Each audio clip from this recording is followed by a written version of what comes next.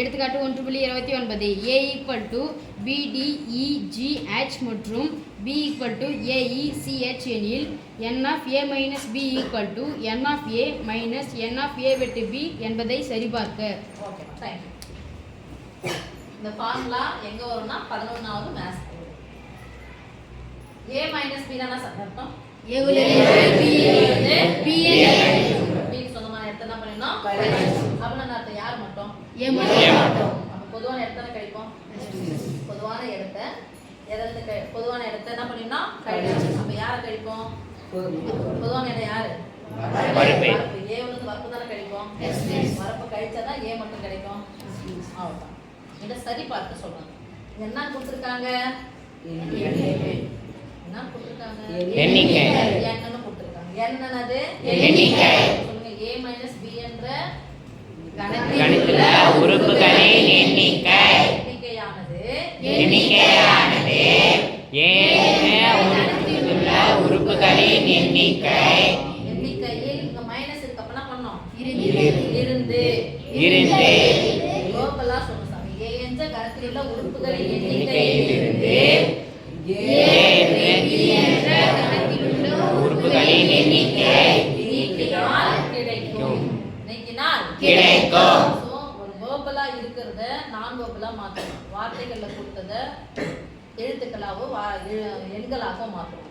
எண்கள்லையும் எழுத்துக்களையும் கொடுத்தது என்ன பண்ணணும்? வார்த்தைகள்ல மாத்தணும். இது ரெண்டுமே தெரிஞ்சாதான் கணக்கு.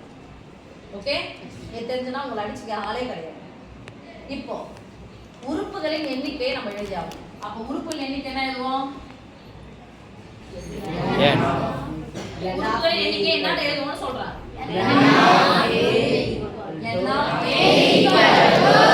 இடம் விட்டு வச்சுட்டார். எத்தனை உறுப்புகள் இருக்கு? 5. இங்க 4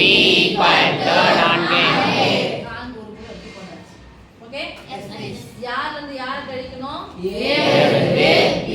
கழிக்கணும். ஓகேவா? ஆனா b ய கழிக்கணும்னா அர்த்தம் வெட்டு பொதுவானதை கழிச்சோம். ரைட்? பொதுவானதை கழிக்கணும். பொதுவானதை கழிக்கணும்னா பொதுவானதை என்ன பண்ணணும்? எழுதணும். பொதுவானதை என்ன பண்ணணும்? எழுதணும். அதுக்கு முன்னாடி a b யை எழுதணும். n of a எழுதிட்டா a வெட்டு b யை எழுதணும்.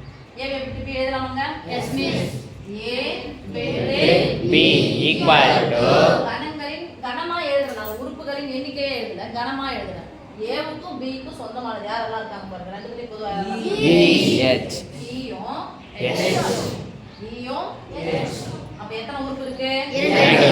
பொதுவானதை ரெண்டு பேரும் பண்ணலாம். ஒரு ரெண்டு பேரும் ஒரே இதுல ஒரு உறுப்பு கணக்குல ஒரே முறை மட்டும் தான் எழுதணும். Yes miss. this implies n of a b equal to 2. n of a with b சொல்லியாச்சு. n of a சொல்லியாச்சு. இப்போ யார் கண்டுபிடிக்கணும்? n of a minus b. அப்ப n of a minus b னா ஃபர்ஸ்ட் யாரை கண்டுபிடிக்கணும்? a minus b. யாரை கண்டுபிடிக்கணும்? a minus b. a minus b equal to இது அப்புறமா என்ன எழுதினா அடிச்சுடலாம். a எதன ஃபர்ஸ்ட் வரல வைங்க? a ல வரல சரி. இதன அடிச்சிடலாம். ஏன் அடிச்சலாம்னா யாரை நீக்கணும்? b எண்ணிக்கையை நீக்கணும். எண்ணிக்கையில உறுப்புகளை நீக்கணும். எதனா இருந்துச்சுனா நீக்கணும். b இருக்கு. b இருக்கா? No miss. இதன என்ன பண்ணிக்கணும்? எழுதிக்கணும். d இல்ல. அப்ப என்ன பண்ணிக்கணும்? எழுதிக்கணும். e இருக்கா? Yes miss. என்ன பண்ணிடலாம்? விடணும். c அப்ப என்ன பண்ணணும்? இல்ல அப்படி சொன்னா என்ன பண்ணிக்கணும்? எழுதிக்கணும். h இருக்கு விட்டுறணும். அத பொதுவானதை நீக்கியாச்சு. அதானே? Yes miss. Close bracket. இப்போ உறுப்புகளின் எண்ணிக்கை என்ன எழுதுவோம்? n of a minus b equal to 3. இப்போ அங்க போலாமா? Yes. n of a minus b எவ்வளவுமா?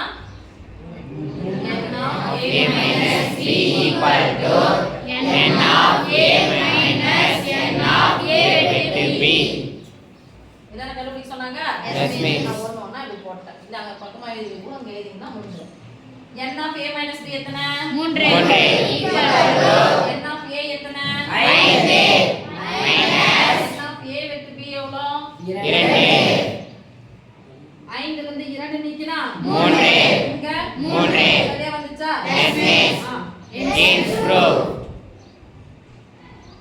So ஒன்று கொடுத்துட்டாங்கன்னா உறுப்புகளாக கொடுத்துட்டாங்கன்னா உறுப்புகள் எண்ணிக்கையை கண்டுபிடிச்சிட்டு அதுக்கப்புறம் என்ன பண்ணணும் போகணும். ஓகே.